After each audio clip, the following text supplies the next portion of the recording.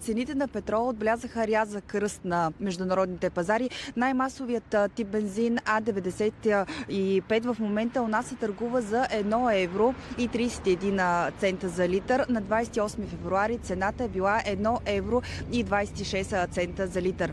Дизелът също поскъпва.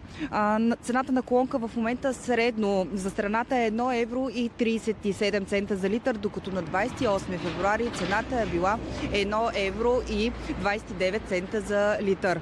Петролът поскъпва заради геополитическият риск. Това заяви в ефира на Добро утро Европа енергийният анализатор Цветомир Николов. Още да чуем. Тази сутрин те минаха около 111-112 долара на барел и най-вероятно ще се задържат с различна волатилност, разбира се, през деня, но горе-долу с такъв ръст ще останат до края на деня, така че както виждаме, цените на петрол продължават да растат следствие на военните действия в Близкия изток и също така затварянето на протока. Основният проблем, който съществува, не че физически някой е застанал и е запушил протока, а че повечето търговци отказват да тръгнат със своите танкери през него, освен ако нямат 100% гаранция, че екипажът ще бъде в безопасност, че кораба може да премине без да му бъде обект на атака, без да бъде по някакъв начин застрашена сигурността на самия танк.